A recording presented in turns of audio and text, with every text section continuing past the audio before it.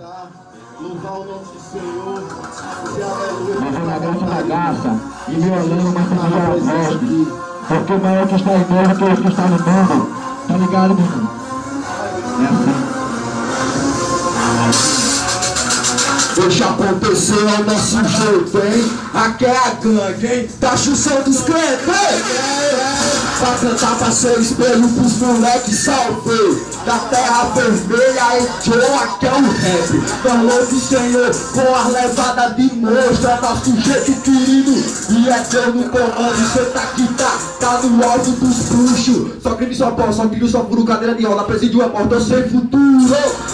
Humildemente eu me apresento em calça larga, boné e lenço. Vem progresso no mandamento da feira, é de quadrado ou de fugido, eu vou pra frente, é pra trás. É com a palavra de Jesus que eu derrubo o Satanás bem capaz. Eu vou na paz, eu tô na paz, tem teu rapaz, Deus é mais vai se faz. E louvor é pro Senhor, é nosso jeito, vem com a gente, gangue está crente e no comando tá Jesus sempre na frente. Menino, vamos, primo, começa a ler a Bíblia. Querendo então acredita, Jesus que liberta a vida. Eu vou orar pra libertar você também, ajoelhado, pé de pé, então vou perseguir de Jesus. Amém. Toda amado, com a Bíblia na mão, carregador cheio de som, pra tu chamar pro meu paizão. Ele tá de fã, tá no céu, mas você vê como é o poder, ele nunca deixou a sorte, tá sempre com nós, é dele minha forma. Então somada pistola e faca, livramento com Deus não faz. Chama Jesus pra sua casa. É por Jesus, não pode estar do mundo que é não, você conta, você é forte.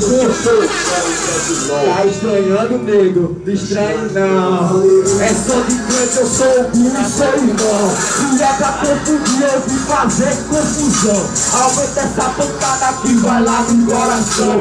Foi para encara, vai na marra, mete a cara. Tô na força do braço, mas na força da palavra. E para, seu coração grifada, afiado e toda 20 mais 20 santificada, sagrada. Esse é o nosso jeito de pegar a palavra e deixa a chão e você nem diz nada.